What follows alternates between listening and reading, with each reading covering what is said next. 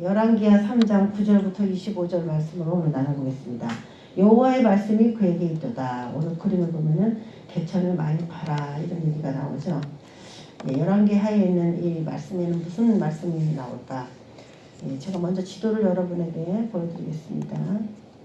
정치적인 메시지죠. 이것이 이스라엘의 역사는 한 나라의 역사이기 때문에 정치적인 것은 기본적으로 가미가 되어 있고, 또 그리고 이스라엘이 하나님을 믿는 나라로서 표현됐기 때문에 나라 전체가 그냥 하나님을 믿는 나라이기 때문에 종교적인 요소를 보여주기도 하고 교회를 보여주기도 하고 여러 가지 우리에게 암시하는 부분이 각양 많은데, 자, 오늘 3장에 있는 내용은 간단하게 보자면은 제가 빨갛게 1, 2, 3이라고 쓴 나라가 등장을 하죠. 이스라엘, 북이스라엘, 그리고 남쪽의 유다, 그리고 에돔, 이렇게 세 나라가 연합을 해서 그 옆에 있는 모압을 이제 치는 그런 이야기입니다.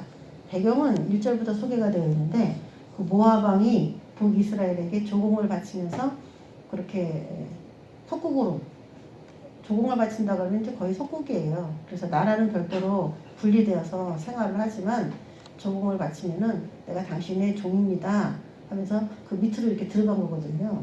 그래서 조공을 받으면서 탄다는 거는 실제로 세력이 있기 때문에 약한 나라로부터 부를 얻는, 부를 창출하는, 또 경제적인 이야기거든요, 이게.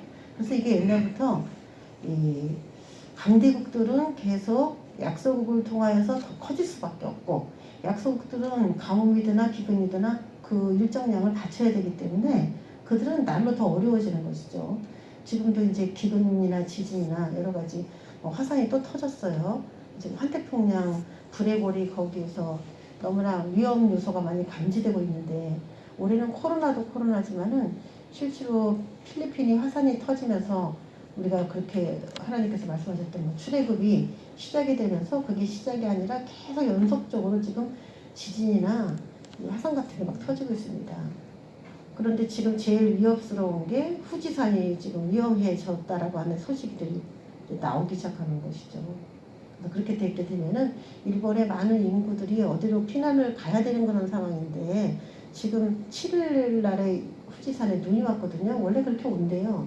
그렇게 오는데 지금 그 눈이 7일 날 온 눈이 다 녹았다는 거예요. 그리고 딴 때보다 기온이 4도나 올라가서 땅이 끓고 있는 거 아니냐. 그래서 환태평양 그 브레고리 지역 같은데 지금 굉장히 중심으로 그 지진이나 화산이 한번 터지면 그 무섭더라고요. 그게 그 상공으로 6km, 화산재가 6km까지 위로 올라가고 시간당 700m, 1km까지 막 흘러가요. 그런 거 보면은 마을이 거의 습대밭되는 건데, 자, 그렇게 어려움을 당하게 되는 것이죠.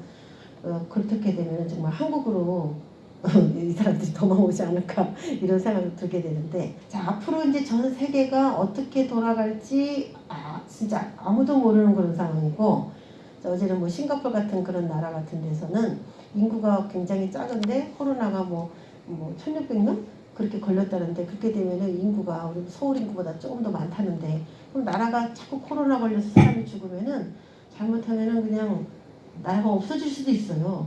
그래서 이 코로나가 끝난 다음에 전 세계 양상이 도대체 어떻게 변화될까? 지금 미국 같은 데도 엄청 많이 걸리지 않습니까? 그리고 의료시설이 낙후한 그런 곳에서 걸리면 그냥 죽어요. 브라질의 아마존 같은 경우.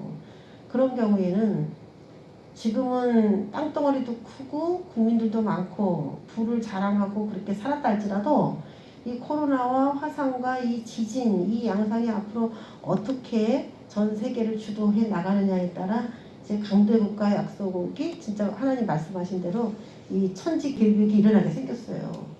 그래서 진짜 누가 강대국이다라고 이제 앞으로 두각이 드러날지 모르는 그런 상황이 생겼고, 북한에서는 지금 땅 밑에 석유가 발견됐어요. 전 세계가 지금 놀라고 있습니다. 북한 땅 그 평양이나 신의주 같은 데서 다량의 석유가 발견되는데, 얘네들이 거짓말하는 건 아닌가, 워낙 거짓말을 많이 하기 때문에. 근데 외국의 탐사단이 몇 년 전부터 가가지고 이거를 있다는 거, 석유가 있다는 거 다 이제 알아냈어요. 다 확실한 정보인데 몽골에서도 그걸 주도했었고 다 했었는데, 이제는 그걸 왜 못했냐? 그 개발을 해서 돈을 받아서 팔고 그러면은 북한이 부자가 될 텐데 왜 못하냐? 중국이 그걸 못하게 해요. 그래서 지금 북한 땅을 노리는 중국의 그 목적 속에는 이 주변에 우리나라 주변에 석유 있다는 말이 없잖아요. 우리도 석유를 얻기 위해서 엄청 멀리 이렇게 지금 갖고 오고 있는데 진짜 만약에 북한에 석유 매장량이 이제 엄청 많다는데 그걸 우리가 통일이 되다 보면 그 우리도 자원이 되기도 하고 얘네들이 공사 하나 시키는 계량만 없으면은 진짜 이거는 너무나 좋은 통일이에요. 이 통일이 공사 하나 시키려는 개념은 없다면은 자 이렇게 우리도 이 주변국하고 우리하고 그런 밸런스 앞으로 어떤 나라가 더 위에 설 것이냐 이제 그런 문제들이 대두되고 있고 만약에 그렇게 해서 한 나라가 우뚝 서게 되면 나머지 나라가 그래 너네가 다스리긴 너네가 다스려 그렇지만 우리한테 조공을 바쳐 하면은 또 약소국이 강대국에게 조공을 바치고 편하게 그냥 사는 거죠. 명백을 유지하고 자, 그런 관리 국가 간의 관리가 있는 것인데 자 지금 이 세 나라 북이스라엘 지금은 아마 북이스라엘이 가장 강성한 시대였기 때문에 그렇고 남유다도 여호사밧 시대 때 굉장히 부를 축적하고 강성해진 그런 또 황금기예요. 이 남유다도. 근데 이 북이스라엘에 조공을 바치던 이 모압 왕 메사가 마음이 돌변하면서 조공을 안 바친 것이죠. 왜? 북이스라엘에 아합 왕이라고 하는 왕이 죽으면서 그 아들 여호람이 통치를 하게 됐는데 그 아들 여호람이 통치하게 되면서부터 뭐 아합에게 바쳤던 조공을 계속 바쳐야 되겠어. 아들이니까 뭐 정치를 잘 못하겠지 이런 생각을 했는지 조공 바치는 걸 멈췄습니다. 그래서 지금 이 여호람이 안 되겠네. 내가 아버지보다 굉장히 전쟁도 못하고 입지가 약할 것으로 생각하고서 이렇게 조공도 안 바치는구나 하면서 혼자 쳐들어갈 수 없었는지 남유다 여호사밧에게 편지를 보냈습니다. 내가 지금 모압하고 전쟁을 하려 하는데 당신이 나를 도와주시면 좋겠습니다. 그랬더니 여호사밧은 항상 친북 정책이잖아요. 여호사밧이 친북 정책. 하나님이 가장 원치 않았던 것이죠. 하나님의 백성은 하나님의 백성대로 그렇게 따라가기를 원했지만 여호사밧은 그걸 잘 못하는 그런 왕이었는데 같이 전쟁에 합류하게 됐어요. 또 에돔 왕에게도. 그래서 이 삼국이 모여서 모압 왕을 치는데 어떤 식으로 치게 되느냐 오늘 말씀을 좀 읽어보면 알겠지만은 그 북이스라엘의 사마리에서부터 출발한 이 군대가 그 예루살렘 남유다에서도 예루살렘에 집결을 해서 그리고 이 에돔 왕하고 같이 합류해서 그 밑에 에돔 광야죠. 거기가 노란 색깔이 거의 다 광야입니다. 밑에 지역이 광야 왼쪽 오른쪽 다 광야라고 써 있죠. 요 광야 지역인데 요 광야 지역에서 모압을 이렇게 위로 치러 올라가는 그런 방법을 썼어요. 지금 모압이라고 써 있는 글씨 있는 데가 기라레셋인데 거기까지 이제 쭉 못자 있는 데까지 가야 되거든요. 그럼 모압으로 가려면 방법이 지금 지도를 보면 두 가지죠. 그 사해 바다 그 위쪽으로 이렇게 넘어가서 공격을 하든지 밑으로 지금처럼 이렇게 가서 공격을 하든지 두 가지 공격인데 지금 에도만까지 이 전쟁에 개입을 하면서 불가피하게 위로 올라가는 것보다는 이제 밑으로 가는 게 더 현명한 그런 전쟁 노선이에요. 이 노선을 타고 지금 딱 가고 있는데 자, 간단하게 도표를 제가 여러분에게 그려놨는데 3개국 동맹국 북이스라엘 남유다 에돔 우린 지금 엄청 차원 높은 사실 하나님 말씀이 굉장히 차원 높아요. 우리가 지금 막 전 세계 무슨 정치를 막 논하는 거야 엄청. 여러분 세계사 배웠잖아요. 그럼 막 머리 어지럽지 않습니까? 학교에서 우리가 그런 거 많이 배웠는데 나는 그랬어요. 뭐 저거 상관도 없는 걸 저걸 배워야 되나. 지금도 이제 여기서 그런 생각 갖고 계신 분이 있겠지만 그 우리나라에서 그 라카이 코리아라는 회사가 지금 우리나라 모든 문화를 중국이 다 자기네 거라고 하면서 다 뺏어갔어요. 김치, 태권도 이런 것도 다 자기네가 원조라고 그러고 다 뺏어가고 그러는 거에 대해서 아주 강하게 반발하면서 일어나고 있는 세계적인 기업입니다. 그래서 그 기업이 우리나라를 굉장히 알리기 위해서 막 노력을 하는 그런 기업인데 국뽕이 이제 하늘에 닿고 있어요. 우리나라의 국뽕이. 그러니까 라카이 코리가 지금 엄청 성장을 하고 있는데 자꾸 이렇게 뺏어가는 거야. 우리나라 문화와 문물과 모든 좋아 보이는 모든 세계인에게 인기 있는 것만 있으면 그냥 다 뺏어가는 거예요. 그래서 이번에는 뭐 카렌다 같은 것도 만들 때 카렌다에다가 이렇게 막 그 우리나라 전통 문양 같은 거로 막 넣어가지고 이 카렌다 12달 카렌다를 만들었는데 거기에 뭐라고 써있냐면 참 감동적이에요. 그런 게 역사를 모르는 민족은 망한다. 우리가 다 알고 있는 이야기죠. 그러니까 정치에 관심 없어 라고 말하는 그 순간 그 나라는 전폐위기에 있다는 거죠. 그래서 우리나라 역사를 알리자고 12달 카렌다를 만들어서 다른 나라가 넘보지 못할 많은 그 자료들을 만드는 거야. 사실 우리나라가 자꾸 뺏기고 남한테 이게 한국 거야, 중국 거야, 일본 거야 자꾸 이런 얘기를 듣는 이유가 뭡니까? 그런 증거물들이 없기 때문이죠. 그런데 파헤쳐서 유물이 막 나오고 거기 그림 문양들이 우리 조상들이 원래부터 썼던 것이다 이렇게 발견이 되면요. 이게 다른 나라들의 입을 막는 겁니다. 이 역사는 다른 말로 말하면 우리들의 과거, 우리들이 과거에 살았던 그 삶, 그거를 무시하는 그 사람은 망한다는 거예요. 나라로 말하면 그 나라의 역사라고 표현되겠지만 사람으로 말하면 내 인생의 과거거든요. 과거. 과거에 그냥 상처만 가지고 우울에 빠져있는 그런 삶은 그 사람을 향상시킬 수 없고 내가 왜 그런 삶을 살 수밖에 없게 되었나. 그래서 이제는 어떻게 살아야 되는가. 그 과거를 가지고 미래로 향하는 생각을 가지고 있는 사람이라면 그 사람은 발전할 수 있다는 거죠. 잘 된 사람도 미래가 잘 될 수 있고 과거가 안 좋은 사람도 미래에 잘 될 수 있어요. 역사는 그런 힘을 갖고 있습니다. 잘못됐기 때문에 앞으로도 계속 잘못된다. 그건 아닙니다. 그걸 돌이키고 산다면 그 사람은 잘 될 수밖에 없죠. 자, 오늘 이 이스라엘의 역사를 통해서도 우리가 여기서 남의 나라 이야기지만 될 만한 이야기들이 있다는 거죠. 여기서 그걸 발견하면 우리는 사는 거고 그걸 발견하지 못하면 전 남의 나라 이야기로 끝나버리는 거예요.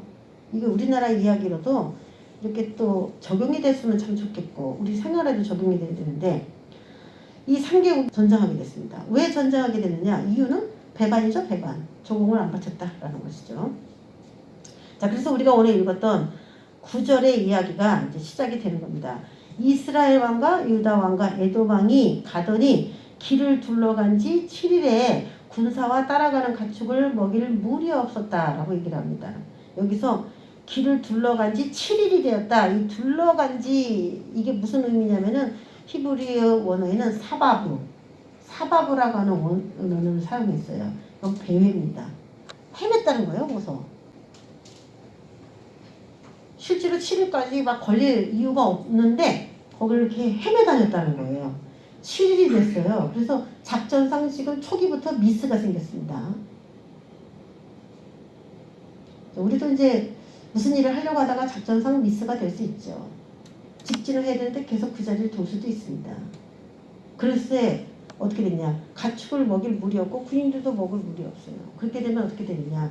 전쟁을 시작도 안 했는데 이미 끝난 거죠. 이 전쟁은. 문제는 뭐였어요? 물이었어요. 물이 없다.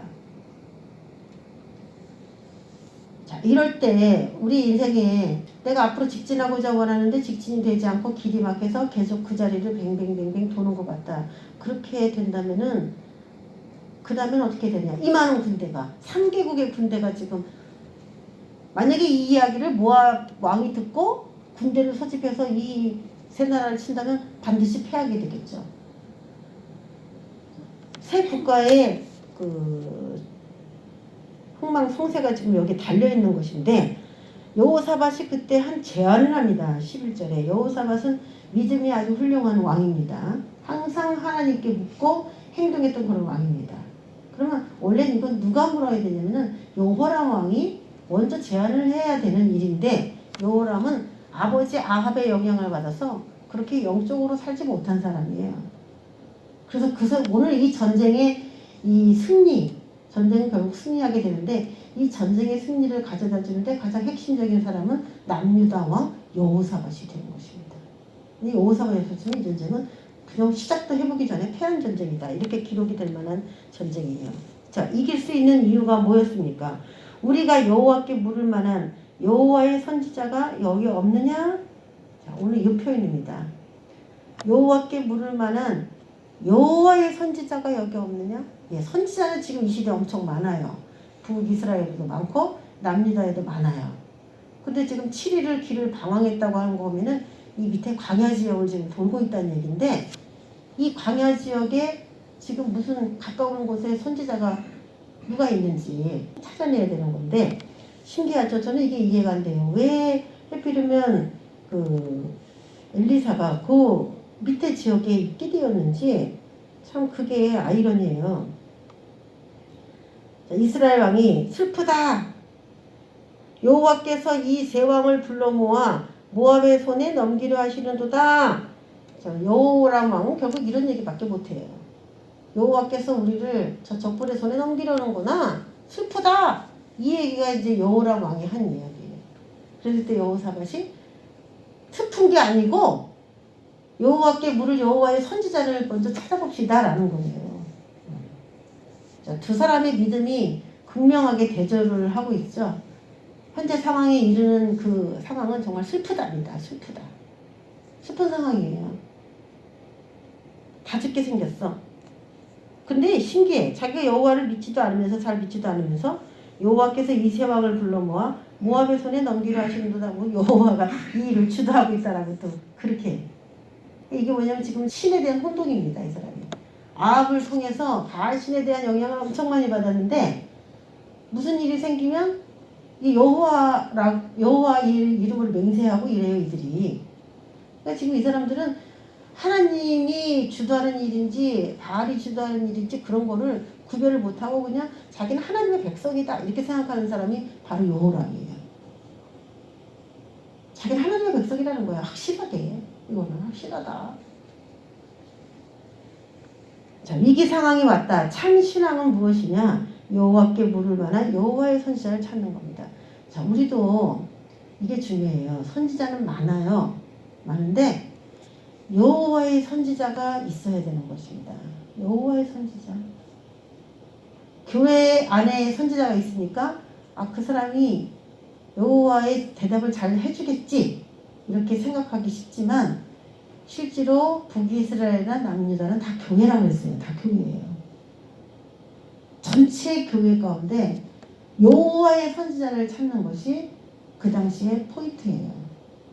우리가 이제 궁금하면은 이게 어떻게 보면은 목사님들도 그런 얘기를 하시죠.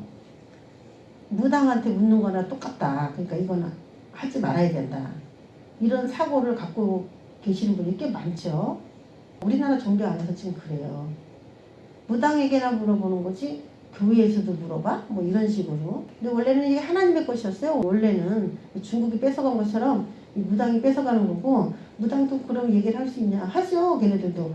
영이 존재하는 곳에서는 다 이 예언이라고 하는 이게 있습니다. 통찰력 그리고 제3의 세계와의 이 텔레파시 뭐 이런 거 있잖아요. 이게 뭐 우리가 흔히 아는 용어로는 텔레파시 이렇게 표현하지만은 실제로는 영적인 이 감각이거든요. 사람은 영적 동물이기 때문에 우리 안에 영이 있기 때문에 영을 감지할 수가 있습니다. 요거를 교회가 저는 다시 찾아와야 된다라고 생각을 합니다. 앞으로는 제가 초반에 말했던 것처럼 전 세계가 오합지졸 어디로 갈지 아무도 예측할 수 없는 지금 미궁으로 전 세계가 뭐 블랙홀 같은 데 이렇게 빠져들어가고 있는데 인간이 너무 무력한 거예요. 거기에. 오늘 아침에도 그 얘기를 했는데 눈에 보이지도 않는 진짜 그 작은 바이러스에 이 거대한 체구의 사람이 그냥 몇만 명씩 픽픽 쓰러지는 거죠. 과연 그 존재가 그렇게 위협적인 존재예요. 큰 게 무서운 게 아니야 요즘은. 작은 게 무서운 시대예요 지금. 근데 그 가운데 사람들이 앞으로 내가 어떻게 살아가야 될까라는 거에 대해서 공포를 갖기에 딱 좋은 시기예요 지금. 그럴 때 무당도 찾아갈 수 있고 여러 종교마다 다 내놓으라 하는 미래를 말한다 라고 하는 사람들이 등장을 하겠죠. 지금 예능에서조차도 뭐 무당에게 물어보는 뭐 그런 프로그램들이 좀 있는 것 같아요. 그리고 전생에 대해서 물어보고 전생이 그래서 지금 삶이 이렇게 되는 거다. 이렇게 자꾸 영적인 어떤 그런 활동들을 예능에다 자꾸 끌어와. 그 사람들이 그걸 뭐냐면은 자기가 어떻게 될 건지 자기가 왜 이렇게 됐는지 현재와 이 미래에 대해서 더 궁금해졌다라는 것이고 그것을 누군가가 알 수 있는 사람에게 물어보고 싶은 갈망들이 지금 생긴다는 거예요. 그럼 뭐냐면 지금 사람들이 불안하다는 얘기입니다. 불안하다. 너무 불안하다라는 것을 감지하는데 지금 TV에서 자꾸 무당에게 가서 뭘 물어보도록 그렇게 조장을 하는 것이죠. 근데 원래는 이게 누구에 되면 교회에서 이게 활성화돼야 돼요. 교회에서. 우리는 이제 예언사역 훈련도 했던 사람들인데 정말 감각이 다 없어지고 다 잊어버렸다 할지라도 다시 사역을 하게 되면은 그것들이 다시 나오게 되는데 관리되어야 될 게 뭐냐? 내 영적 관리. 내 영적 상태만 깨끗하게 잘 유지가 된다면은 그럼 언제든지 정말 사람들에게 자신 있게 하나님의 말씀을 전달할 수 있는 준비가 다 된 것이라고 볼 수가 있는데 마음이 붕 떠가지고 어디로 가야 될지 우리도 헤매고 있다면은 이 일을 할 수가 없습니다. 그래서 지금은 여호와의 선지자가 많이 필요한 또 여호와께 물을 만한 선지자를 찾는 그런 사람들의 그 시대가 다시 와야 됩니다. 이 대한민국에. 그랬더니 엘리사가 있습니다. 엘리야의 손에 물을 붓던 엘리사가 있습니다. 이렇게 얘기를 합니다. 엘리사가 왜 거기 있었는지 모르겠지만은 거기 있었어요. 그래서 엘리사에게 우리가 앞으로 어떻게 해야 되는지 물을 어떻게 얻을 수 있는지 그런 것들을 물어보기를 했는데 엘리사가 참 왕들 앞에서도 당돌합니다. 선지자는 왕들에게 주눅들 수 없는 사람이죠. 왕 앞에서 담대하게 하나님의 말씀을 전할 수 있는 그런 사람이어야 되는데 14절에 만일 유다의 왕 여호사밧의 얼굴을 봄이 아니면 그 앞에서 당신을 향하지도 아니하고 보지도 아니하였습니다. 그래서 내가 만약에 여호람 왕에게 불려가서 예언을 하라 했으면 나는 안 했을 겁니다. 근데 여호사밧 그 얼굴 때문에 하겠습니다. 여호사밧을 위해서 하겠습니다. 이 얘기죠. 그러면 우리가 질문해 볼 수가 있어요. 예언의 영이 모든 사람에게 응답을 하시겠는가예요. 이게 지금 엘리사가 한 말이지만 이건 하나님의 말씀이랑 똑같아요.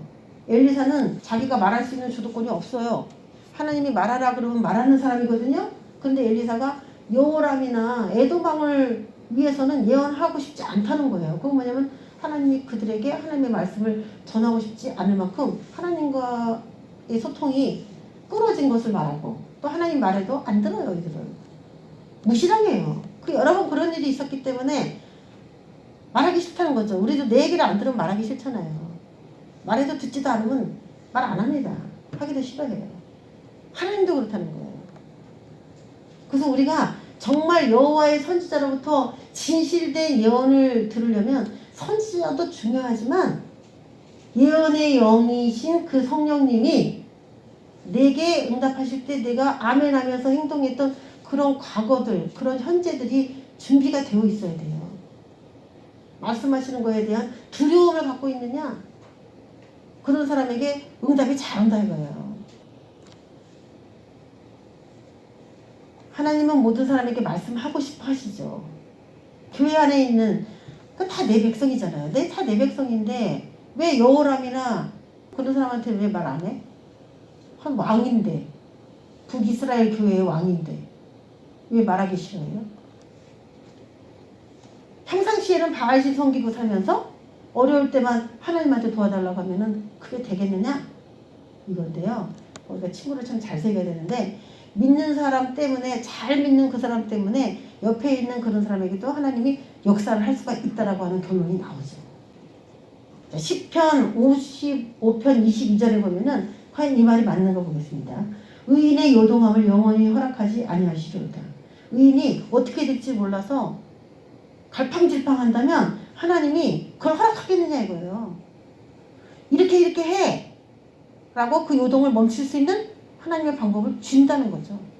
또 야고보서 5장 16절에도 의인의 강구는 역사하는 힘이 큼이니라. 의인이 기도하면 다르다는 거죠. 능력이나 효율적인 면에서 응답의 효과가 다르다는 것이죠. 또 베드로전서 3장 12절에 주의 눈은 의인을 향하시고 그의 귀는 의인의 간구에 기울이신다.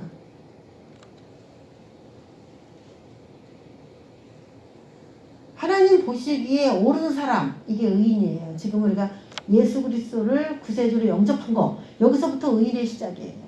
사실 그 시작, 그 스타트가 되지 않았으면 우리 교회에서는 의인을 논할 수가 없습니다. 전 세계 아무리 선을 행하더라도 하나님은 그 사람을 의인이라고 하지 않아요. 의인의 첫 단추는 일단 예수 그리스도 그 아들을 구세주로 영접한, 거기서부터 그 사람을 의인이라고 부르기 시작합니다. 그런데 그 믿음의 반열 안에 들어와서 이제 하나님을 정상적인 관계가 완전히 에덴 동산에서 잃어버린 그 비정상적인 관계가 정상적인 관계로 완전히 회복이 될 때까지 하나님과 나란히 걸어야 되거든요. 하나님과 나란히 걸어야 되는데 그걸 걷지 않는다면 하나님 보시기에 악인이 되는 것이죠. 그래서 제가 성경에는 세 가지의 인물이 있다. 죄인, 의인, 악인이 있다. 이게 시편 1편에도 나오는 말이죠. 죄인은 뭐고 악인은 뭐냐? 틀린 말이에요. 죄인은 아예 하나님을 모르고 예수 그리스도 그 아들을 받아들이지 않으면 그건 죄인입니다. 의인은 뭐냐? 그 아들을 받아들이고 이제 그 하나님과 동행하기로 결단하는 그때부터 의인의 삶이 시작돼요. 그러면 악인은 뭐냐? 그렇게 하기로 결단해놓고 안 하는 거예요. 악을 행하는 겁니다. 그 사람을 하나님이 죄인이라고 하진 않아요. 죄 사함을 해줬기 때문에. 그렇지만 하나님 보시기에 악해요. 악인이에요. 그럼 결국 죄인과 악인이 다르냐? 죄인과 악인이 달라요? 같아요? 그럼 악한 게 죄예요? 아니에요? 악한 게 죄지. 근데도 표현을 그렇게 쓴 거예요. 하나님이. 왜? 다시 돌아올 수 있는 가능성. 그래서 똑같은 기도를 해도 다르다. 선지자의 말도 다를 수 있다. 선지자로서 사역을 한다 할지라도 그 사람이 어느 정도냐에 따라 수준이 또 다르게 나올 수가 있는 거고, 예언을 듣는 사람의 입장에서도 100% 이렇게 들을 수도 있겠지만 그렇지 않을 수도 있는 것이죠. 자, 15절의 말씀을 보면은 엘리사가 이제부터 예언할 준비를 합니다. 이제 내게로 검은 고 탈 자를 불러오소서 하니라. 검은 고 타는 자가 검은 고를 탈 때에 여호와의 손이 엘리사 위에 있었다. 이렇게 얘기합니다. 검은 고를 탈 때, 여러분 이게 검은 고인데 검은 고 언제 보신 적 있습니까? 이 검은 고예요. 가야금하고 검은 고하고 뭐 헷갈리는데 이 검은 고입니다. 그래서 이 검은 고를 탈 때에는 그 옆에 제가 보라색으로 써놨죠. 이 성경마다 각각 다르게 번역했는데 수금 뜯는 사람을 불러오셔서 이렇게 번역한 데도 있고, 악사를 불러오셔서 하프 연주가를 불러오셔서, 외국에서는 이제 이런 번역을 했겠죠. 다른 말로 말하면 현악기를 통해서 성령이 감동하시도록 시도하겠다 이거죠. 현악기 뜯는 거. 이거 잘했던 사람이 또 누구예요? 다윗이었죠. 다윗이 악기를 연주했을 때 악신이 떠나고 악신이 불안했어요. 그러니까 이게 이 악기가 영적인 활동과 상관이 100% 있습니다. 이 악기가. 그리고 악기 다루는 사람의 영성이 그 악기라고 하는 음악을 통해서 풀어져 나갈 수 있다라고 하는 것을 이야기해줘요. 그래서 이 악사들은 영성이 탁월해야 돼. 여기 악사들 있잖아요. 여기 새 악사가 있거든요. 여기 절 쳐다보세요. 새 악사는 나를 쳐다봐. 이 새 악사는 기도를 많이 해야 돼. 알겠어요? 악사가 풀어내는, 물론 찬양 인도자도 마찬가지겠죠. 그 찬양 인도자가 그 목소리를 통해서, 그 소리를 통해서 영계에 문제를 일으킬 수 있다는 거예요. 그 소리를 통해서. 아무나 검은 고를 탔다고 해서 역사 일어나는 게 아니에요. 다윗보다 사실 더 잘 악기를 다루는 사람이 많아요. 전문 악사가 아니잖아요, 다윗이. 근데 다윗을 통해서 악신이 쫓겨나가는 그런 일들을 기록하셨다는 것은 악기를 다루는 그 사람이 어떤 상태냐가 그렇게 중요했다는 얘기죠. 그래서 이 다윗이 성가대를 모집을 하고 악사들을 훈련을 시킬 때에 골방에서 그 어떻게 하나님의 찬양을 만들까 그것만 골똘하게 하게끔 그렇게 했어요. 레위인들이 하나님께 예배드리는 그 음악에만 혼실을 다해서 이 음악을 만들고 그 음악들을 풀어냈을 때 성령의 감동이 엄청나게 일어났어요. 왕궁에서부터 그렇게 음악이 주도를 하기 때문에 전 나라가 뭐 엄청난 부와 영광으로 각 나라마다 다 점령에 들어갈 수 있었던 그 원인이 됐죠. 다윗 시대 때. 자, 우리가 오늘 주시에서 봐야 될 게 이 3장에 보면은 4절에 모압 왕 메사는 양을 치는 자라 이런 표현이 나와요. 왕인데 양을 치는 자야. 좀 생소하죠? 왕이 양을 쳐? 양을 되게 좋아했던 것 같아. 왕도 하면서 또 양도 쳐. 그런데 이런 얘기가 앞에 서두에 나왔는데 오늘 성경에서 소개하는 이 검은 고를 탈 때에 영감을 불러일으켜서 하나님의 메시지를 이제 쏟아내려고 하는 그 엘리사가 다른 말로 말하면 영적인 양을 치는 자입니다. 지금 새 왕이 길을 잃어버린 양이야. 어디로 가야 될지 몰라요. 그런데 이 길 잃어버린 이 3마리의 양을 국민까지 따지면 뭐 몇천 명이나 되는 그 길 잃은 양을 잘 인도하는 양을 치는 자예요. 영적인 양을 치는 자.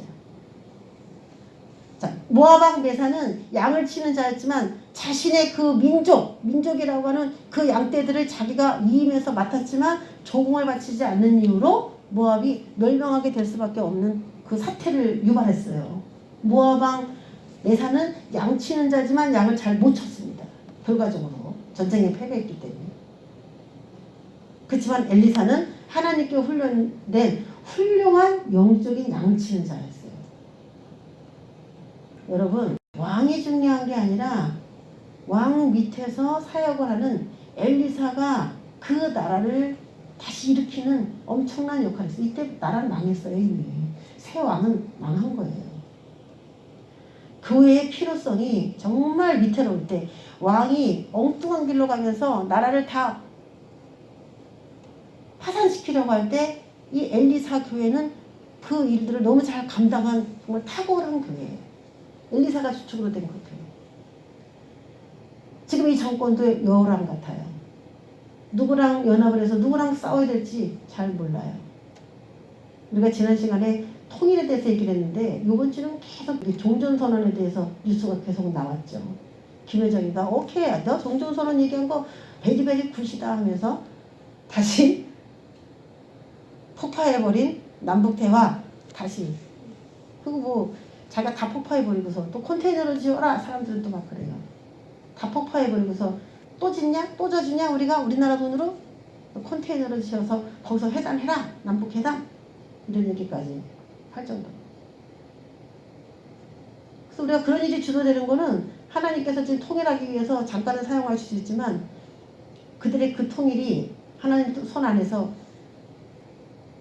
계획된 것이라 할지라도 결국 영광은 그들이 못 받게 하는 것이 우리의 목적이잖아요. 영광까지 가져가면 안 돼요. 그래서 지금 영적인 양을 치는 자 이 엘리사가 여호람 왕이 엉뚱한 일을 해놓고 나라를 파산일기에 몰아갔는데 그거를 한 번에 다 회복할 수 있는 그 능력을 소지했다. 이 엘리사가 그렇게 중요하세요. 이 한국이 그래도 유망하다. 끝까지 희망을 가질 수 있는 이유. 교회가 있다는 거. 교회가 있다는 거. 그래서 혹시 저 북한하고 연합을 해가지고 뭔가 일을 하려고 해도 우린 너무너무 불안하지만 엘리사가 그들에 의해서 발언권을 가진 그럴 때가 된다면은 모든 영광이 하나님께로 갈 수 있는 그 마지막 그 길이 있다는 겁니다. 있을 수 있어요. 근데 막 이제 검은 고를 타니까 영감을 불러일으키면서 기도를 합니다. 그래서 저와 여러분이 예언이 잘 안 되고 영적으로 내가 진짜 죽었나? 하나님의 그 말씀이 잘 안 떠오르네? 이렇게 생각이 될 때는 음악을 틀어놓고 찬양을 틀어놓고 찬양을 이렇게 들으면서 예언을 하면은 예언이 잘 된다는 결론이 나온 거예요. 그래서 찬양이 그렇게 중요한 건데 자 16절에 나왔어요. 영감이 딱 나왔어. 여호와의 말씀이 이 골짜기에 개천을 많이 팔아. 하나님 그랬다는 거죠. 여러분 지금 사람들이 물도 없어가지고 힘든데 개천을 많이 팔아는 건 쉽습니까? 개천을 팔라도 물을 먹으면서 개천을 파야지. 지금 갖다라 물도 없어갖고 힘든데 개천을 많이 팔아. 힘든 일을 어떻게 합니까? 그러니까 하나님의 말씀을 실천하려도 우리가 금요일날 그랬잖아요. 예, 멍해가 있다. 내가 하기 싫은 거, 내가 하기 싫은데 해야 돼. 왜? 그 멍해, 등짝에 있는 멍해, 나무 막대기 떼버리고 싶다. 그렇지만 그게 그 소를 지킨다. 다치지 않게 한다. 주인이 안 돼, 안 돼. 너 왜 그쪽으로 가? 끌 수가 있거든요. 이렇게. 그것처럼 우리는 가기 싫고 하기 싫은 그런 길로 가기 싫어하는데 하나님 끌어갖고 이렇게 데리고 가면은 거기 좋은 결과가 있어요. 근데 지금 상황에서 개천을 많이 파라고 하는 응답이 왔다 할지라도 사실 그거를 여기다 개천을 많이 파서 무슨 일이 생기는데 이렇게 따져묻기 시작하면은 엘리사가 그걸 알았을까요? 여러분 예언하는 사람들이 그 뒤에 이 예언을 하면은 어떻게 된다는 것까지 다 알고서 예언하는 건 절대 아니에요. 그래서 우리에게 믿음이 요구되는 거예요. 근데 개천을 많이 파면 모압 왕을 빠뜨리려고 그래? 왜 개천을 많이 파라고 그래? 상식적으로 납득시켜봐 하면은 말을 할 게 없죠. 그런데 거기서 또 놀라운 말이 뭐냐면은 17절에 너희가 바람도 보지 못하고 비도 보지 못하되 이 골짜기에 물이 가득할 것이다 이렇게 얘기합니다. 개천을 많이 팔아. 그래서 내가 이렇게 역사할 것이다 이렇게 하려면은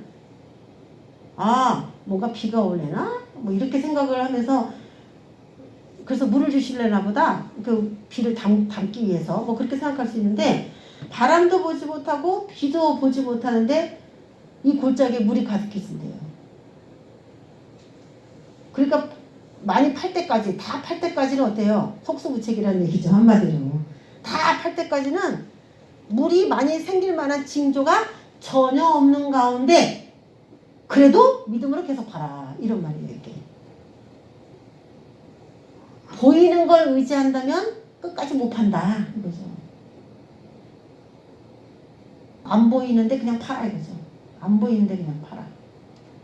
안 보이는데 지금 계속 이걸 해야 될까? 그런 일이 있습니까? 계속 이걸 계속 해야 돼?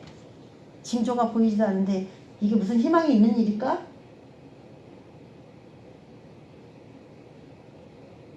그러니까 믿음을 요구하는 거고 그러니까 믿음과 행위는 하나다라는 것이죠. 믿었다면 파는 거고 안 믿었다면 안 파요 그 사람은. 로마서 1장 17절에도 오직 의인은 믿음으로 말미암아 살리라. 오직 의인은 믿음으로 살 것이다. 살 수 있게 된다 이 말이에요. 만약에 없어 말도 안 돼. 바람도 불지도 않고 비도 오지 않는데 어떻게 물이 생겨? 물이 생기는 거하고 또 개천 파는 거랑 무슨 상관이 있어? 거기서 판단해갖고 이스라엘에서 막 물이 나오는 그런 땅도 아니거든요. 그 땅도 이제 물이 흐르는 땅을 딱 파야지 되는 건데 만약에 그게 안 맞는다면 헛수고만 하는 것인데 갖다나 물도 못 먹고 기운도 없는데 근데 믿음이 있다면요 살 수 있습니다.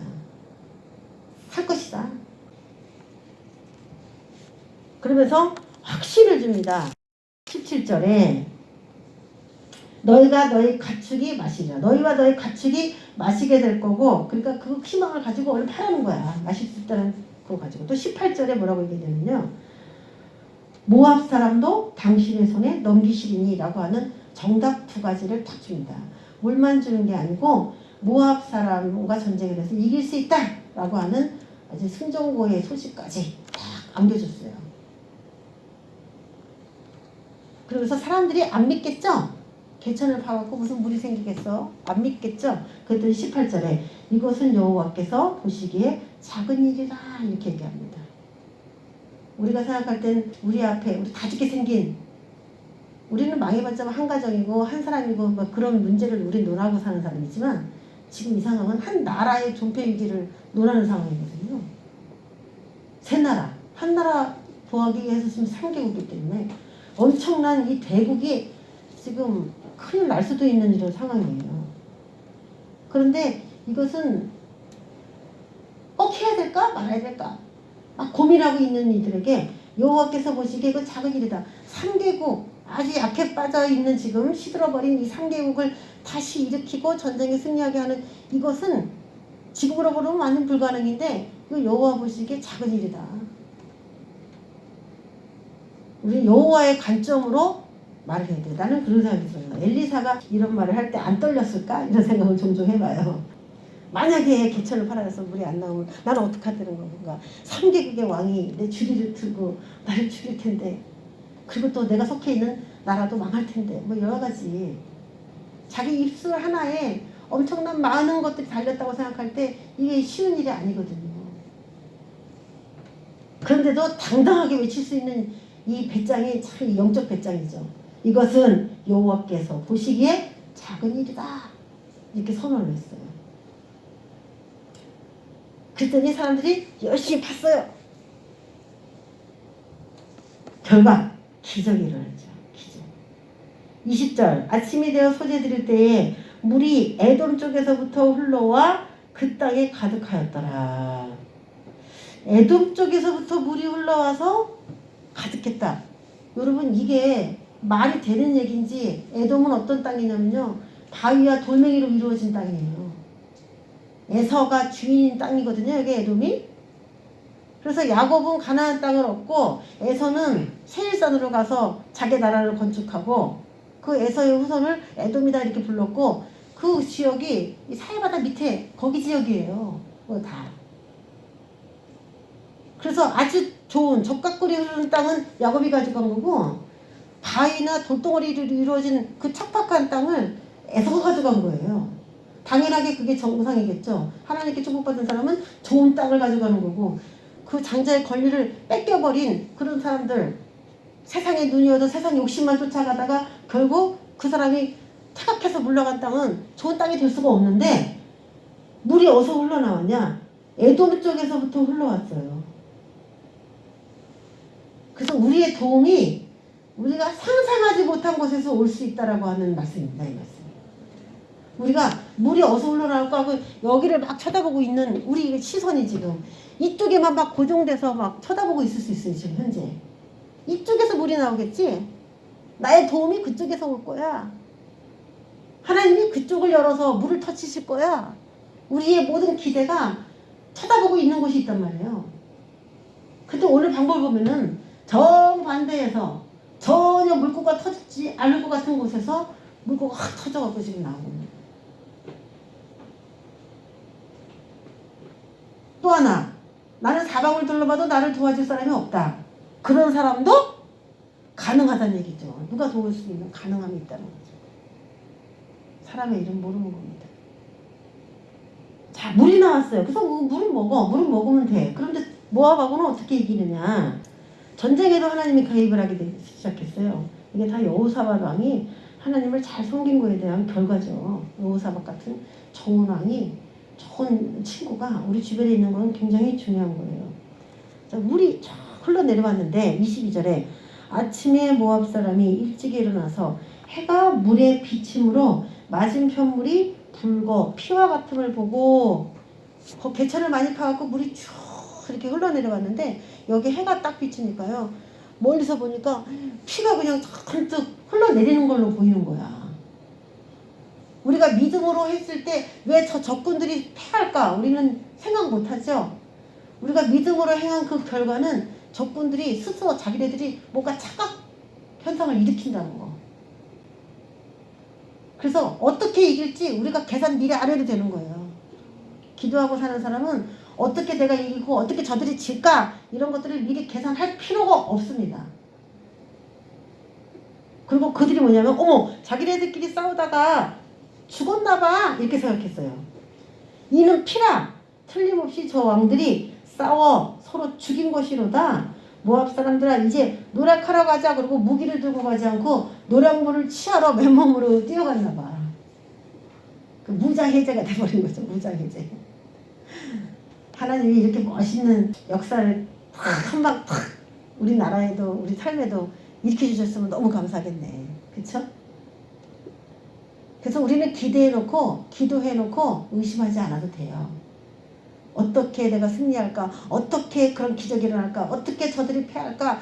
방법이 없는데, 대책이 없는데 하나님이 사용한 게 뭐예요? 해. 해야 해. 인간이 생각하지 못한 거, 하늘에서 뭔가 일어나는 거, 하늘에서 하나님이 해를 띄울까 달을 띄울까 거기에 따라서 역사는 완전히 달라지는 거죠.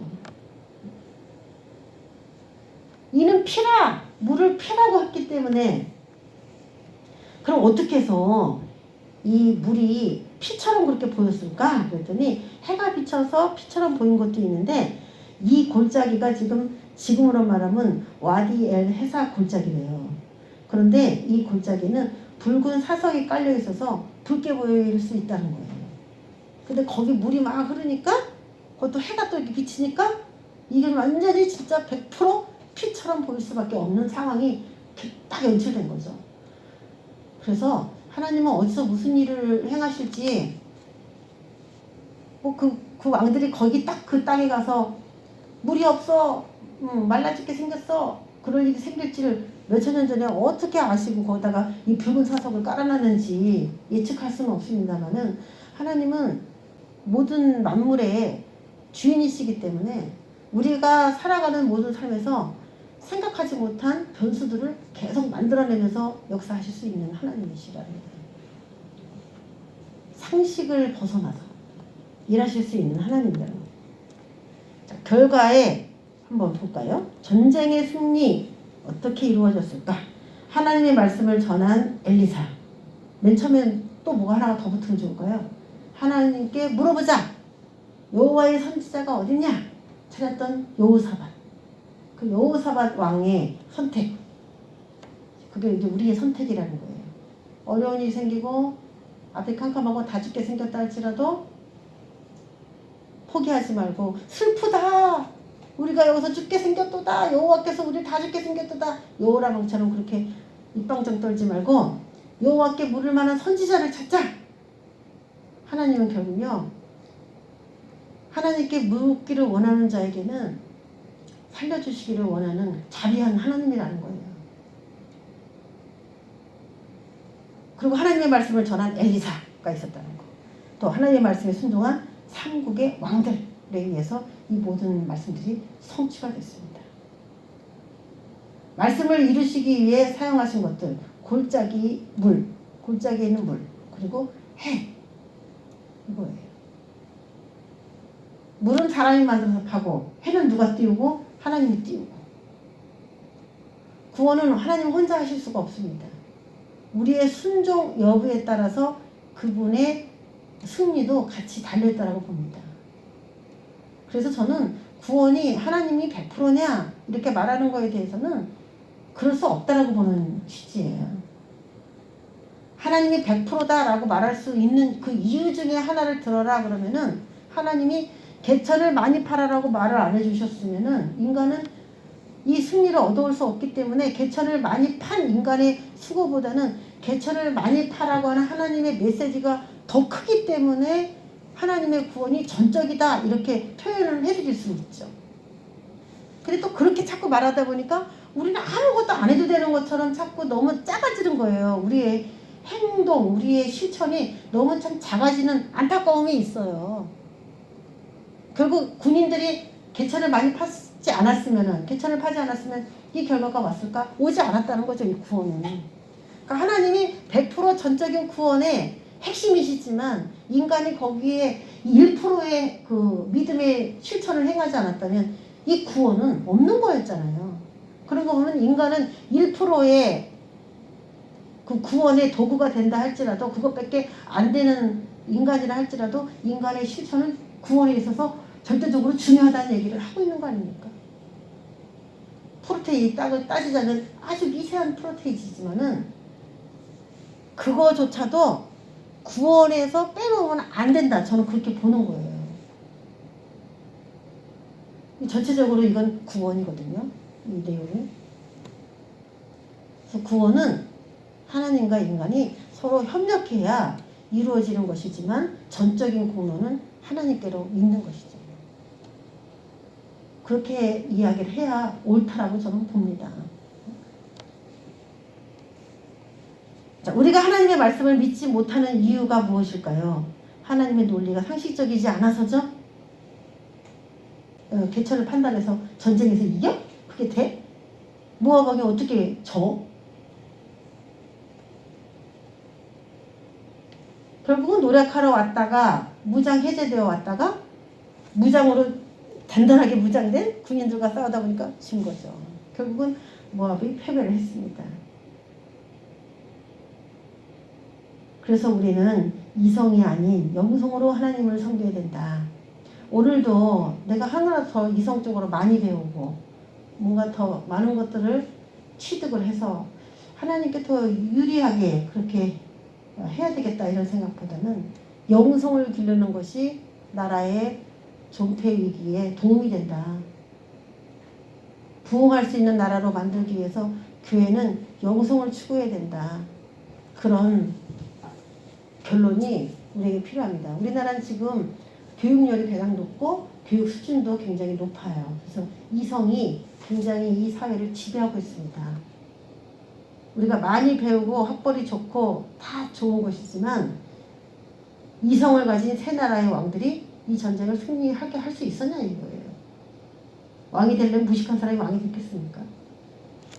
그래서 이성이 아닌 영성으로 커가는 강성대국 대한민국 필라델피아 교회 그리고 나 자신 우리 가정 다 일으킬 수 있는 영성, 그 영성이 다시 영성의 새바람이 다시 들어오기를 저 여러분 메말라버린 우리 여기도 자꾸 파서 물을 나오게 그렇게 이걸 영적으로 제가 해석을 한다면 뭐 좀 초신자들에게는 어려울 것 같아서 제가 오늘 여기 다 뺐지만은 골짜기를 많이 파라는 거는 사실 우리가 얘기하기를 그랬잖아요. 이 땅 얘기는 다 우리를 얘기하는 거거든요. 이 땅은 그래서 땅을 골짜기를 많이 파라는 거는 내가 속이 패이는 것 같다 이런 얘기를 우리가 하잖아요.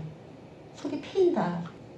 이거는 우리의 자존감에 상처를 입고 우리 심령 속에 계속된 지속적으로 반복되고 있는 판다는 건 한 자리면 계속 파고 너 진짜 내 속을 후벼 파니? 막 이런 얘기를 하잖아요. 그런데 그렇게 후벼 파는 그런 일상 속에서 하나님 계속 주님의 뜻을 따라가려고 하는데 우리 속은 막 후벼 파지고 막 진짜 물이 절철 나오죠. 무슨 물, 눈물, 무슨 물, 콧물, 무슨 물. 기도해야 되니까 막 침이 막 튀는 거예요. 줄줄 나와요.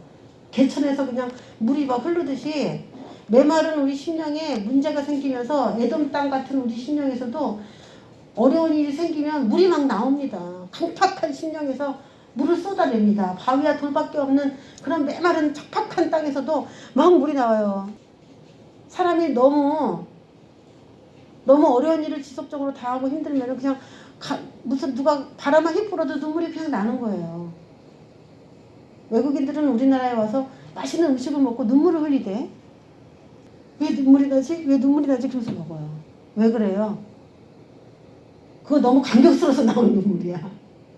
근데 마음에 어떤 뭔가가 터치를 당한 거야. 그러니까 물이 나오는 거야. 그러니까. 너무 척박하게 살고 너무 힘들게 살고 속이 후벼 패이는 그런 삶을 살다 보면요. 그냥 물이 줄줄 나오게 돼 있어. 그래서 묵은 땅을 기경하라 하나님 그러잖아요. 묵은 땅을 기경하라.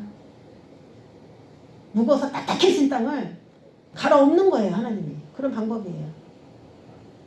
우리가 그 눈물이 뭡니까? 그 너무나 어려운 가운데 이 다죽게 생긴 이런 상황 가운데 그 흘리는 그 눈물은요. 피입니다. 피가 쏟아져 나오는 거예요. 진짜. 피를 토하는 눈물이에요. 그런데 그게 적군이 패배하게 되는 원인이다. 그 자체가. 우리가 울 수 있으면 감사해야 됩니다. 울 수 있으면 감사. 속이 후벼 패이는 그런 상황 속에 있는 거 하나님이 큰 구원을 우리에게 지금 행하고 있는 하나의 제시예요. 제시. 저 사람은 좋겠다. 너무 편하게 사는데 나는 진짜 가슴이 후벼 파요. 그러는 우리 주변에 사람이 있다면 여러분은 조언해 줄 수 있어. 뭐라고? 지금 하나님이 당신에게 매우 큰 구원을 지금 연출하고 있는 중이야. 네 안에서 나오는 눈물과 고통이 하나님은 그걸 눈물이라고 보지 않는다. 그걸 피라고 보신다. 하나님은. 그리고 적군은 무장해제 될 것이고, 그리고 결국 그 나라의 모든 것들을 전리품들을 얻어오고 나라를 취하는 그런 영광의 구원이 너의 삶에 올 것이다. 이게 이렇게 말해주는 게 뭡니까? 이성이 아닌 영성으로 사람들을 세워가는 방법입니다. 이게 바로. 우리도 그렇게 돼야 되겠고, 우리를 이번 주에 또 만나는 그런 사람들이 그런 호소를 여러분에게 한다면은 여러분이 오늘 이 말씀으로 그들의 영성의 눈을 다시 한번 활짝 띄워줄 수 있게 되기를 예수님의 이름으로 축원합니다. 기도하겠습니다. 하나님 아버지 감사합니다. 우리의 인간적인 지식이 논리가 하나님을 섬기기에 부딪힙니다.